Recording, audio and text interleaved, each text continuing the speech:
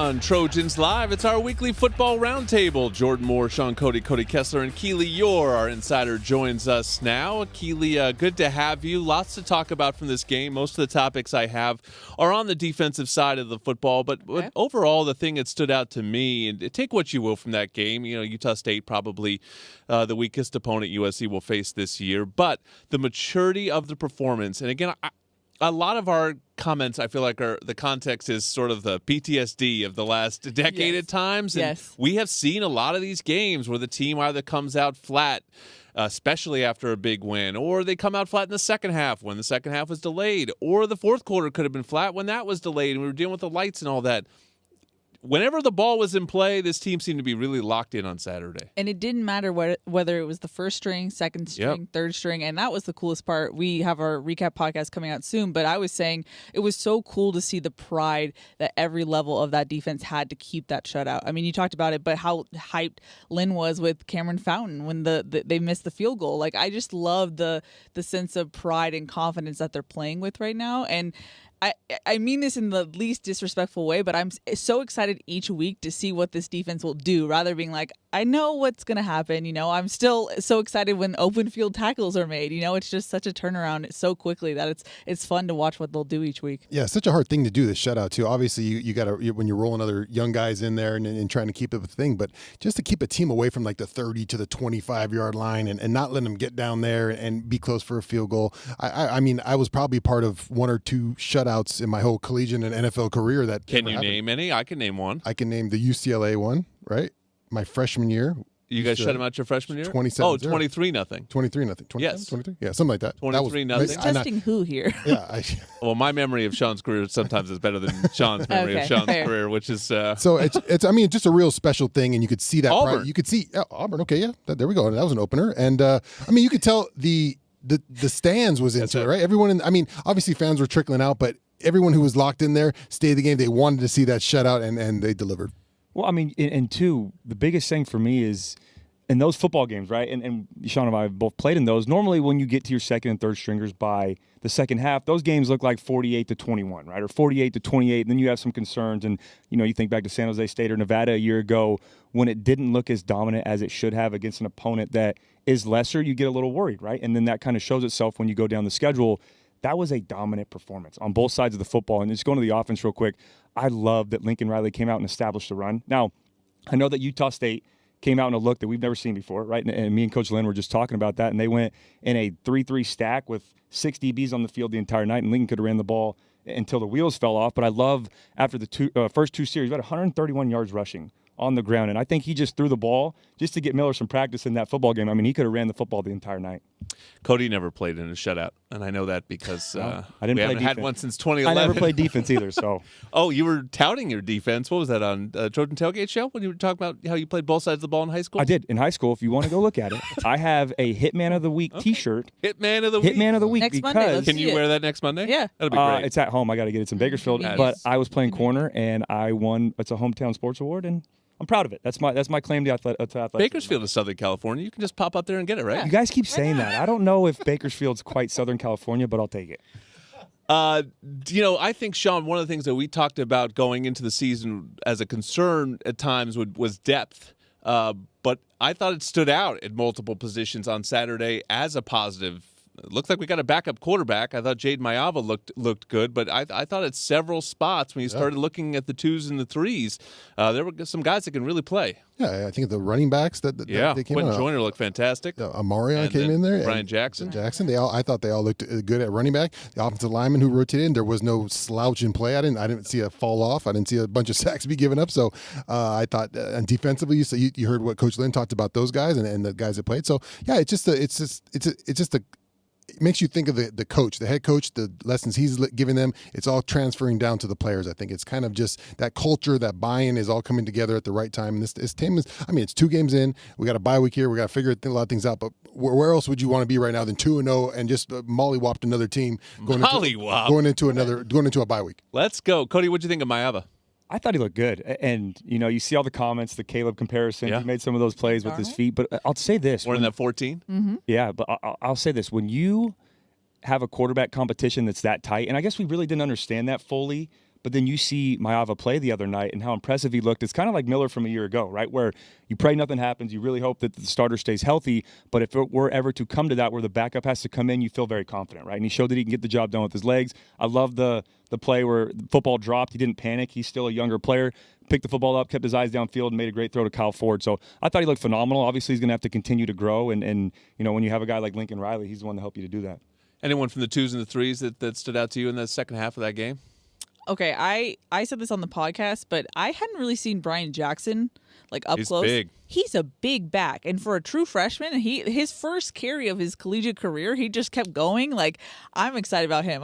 On the podcast, the recap podcast that will come out, I earmarked him as a watch for him guy. And I think it means something that he was in before Peterson, right? Yeah. So he is the clear Correct. number 3 for whatever that's worth. I'm sure that competition continues, and Peterson looked good when he got in there. But for a true freshman to come in there and slide up the depth chart even that one notch is impressive. There were some quotes after the game, I think, from the Utah State side that basically just commended USC's coaching. Yeah. And I mean, that stood out to me. And oftentimes coaches will be respectful of each other, but this seemed to be very specific to the way they're teaching defense over there is really impressive. And again, it's passing the eye test with all of us and the fans watching at home, but this is clearly something. I know no one wants to get too overexcited over 2 games, but clearly something's happening, particularly on that side of the ball. I mean, the fact that USC was missing Mason Cobb and Jalen Smith for that whole game, even with the cornerback depth, that's something that for the past 2 years, outside of Mekhi Blackman, we were like, okay, who's going to step up? And the fact that they were missing their starting cornerback once nickel, and we didn't even really talk about it, is meaningful. The fact that there is that depth there makes you feel so confident there, and you're not just crossing your fingers hoping that everyone stays healthy in a long season. And Sean, obviously, I did play defense, like I said, but you can help me out on this one. It just feels like when you have a defense that trusts their scheme, the confidence that they have and the players around them, they trust the teammates around them, and it's so important. On offense, you can make the argument, right, when you have a guy like Caleb Williams that he can be more efficient. He can make the guys around him better. When you have the Tom Brady's, when you have the very good quarterbacks, but on defense, you don't have a quarterback that has the ball in his hands every play. So you have to trust your buddy around you, and you have to make sure everyone's doing their job. And it just feels like with this scheme that Denton Lynn has put in place, everyone knows that, okay, if my gap integrity is A gap, the player behind me is going to make the play. Or if I'm, focused on the B gap and whoever has a C gap, they're going to be there for me so I can trust them. And it just shows on the field. You can tell how fast and physical they're playing throughout the entire night. Yeah, you just don't see a lot of guys just going off script, right? You see guys buying into what they're supposed to do. You don't see guys everyone's trying to move and get to the ball. You're seeing guys holding their spot, wait till it clears, then, okay, now I can go make a play. That's what you have to do when you got to trust each other. You can't have guys out there trying to make special plays every time, coming off the edge, going in different gaps and looking crazy out there. Yeah, sometimes that'll flash and it'll look nice. Oh, guy had a big play, but he had that big play because he messed up, right? He didn't do something right. I think you have all these guys right now buying into what they're supposed to do, doing their job, then getting to the ball. But do your job first, wait till your job is over, and then go get to the ball. Give me somebody that's opened your eyes, who through 2 games has, surprised you to some degree. Either you didn't know a ton about them going into the season, or somebody that maybe you thought you knew something and they're showing you that there's more to them. Well, 2 guys on defense is Gentry and Anthony Lucas. You watch the film and they're popping on the tape. Anthony Lucas, I could just think of the one play they had a run at him, and he did his job, and it kind of lost the edge, and they made the run, and then the very next play they run that same guard at him, and he destroys him, stops the whole play, blows it up, and it was like, oh, he realized, oh yeah, I can do this. So he's a guy, and then Gentry, just the way he can do, he pass rush. He had a great one-on-one win for a sack. So I mean, the guy is unlimited, really. I think when it clicks in his brain, what he can do, the future will be endless for him. But yeah, those are 2 guys probably on defense. Yeah, I'm backing up the Anthony Lucas, and I said last night on the podcast, if he can stay healthy and continue to develop like he is, he will be a first-round pick, right? He is a dominant football player, has the size, has the speed, and that was the biggest thing for me was this offseason.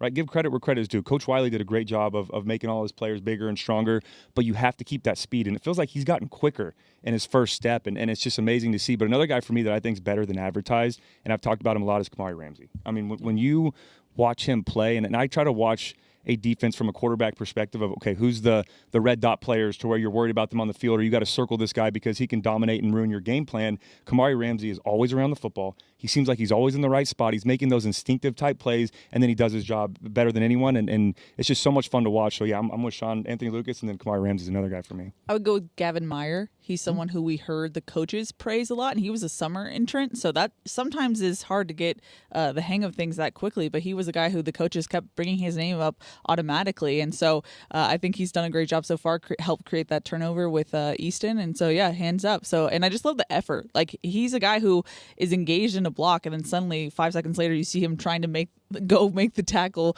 across the field. So I just love the effort we've seen from him. Yeah, I know that we're focusing on the defensive side. One more name that stood out for me on the offensive side. I know he fumbled in this game. I did not expect Lake McCree and the tight end role to be as prominent. Leading receiver on the USC Trojans right now. Love it. And I mean, two things on that. And one, I think we've liked him for a long time, and just we've wondered when the tight end would get featured.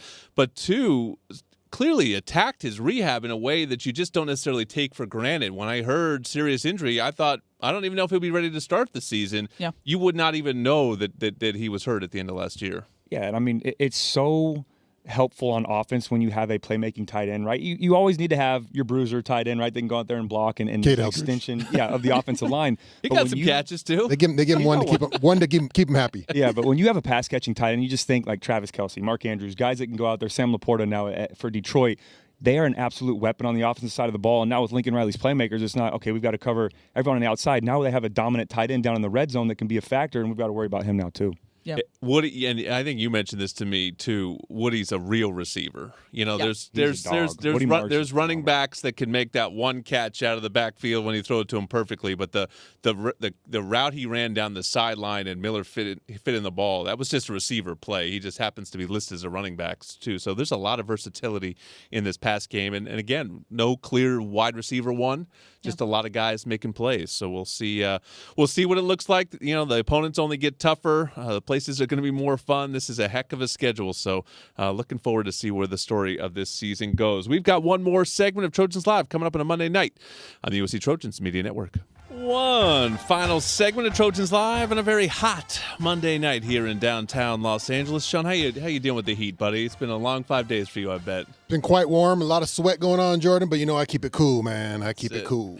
Just take a towel with you everywhere you go.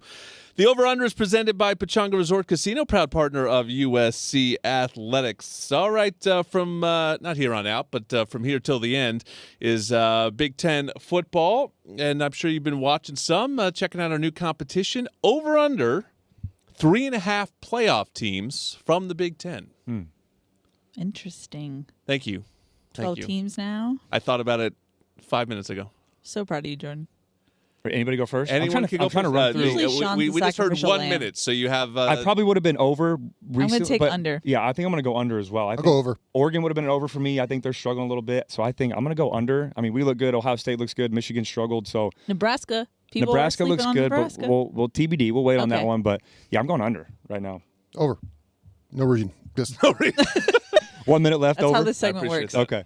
No thought, just words. Can we just give a quick tribute before the credits here to our guy, Drew DeHart? We always list him as the executive producer. You probably never have seen Drew on any of us, but the last 5 years, our USC Trojans Media Network, as we call it, has been completely launched into another stratosphere, and it's all, the brainchild of Drew DeHart. And he is leaving us to go to the Minnesota Twins, but thank you, Drew. You will be missed. Thank you from all of us. Thank you to our crew. Follow us every week here on YouTube and ESPN Los Angeles. Fight on, everyone.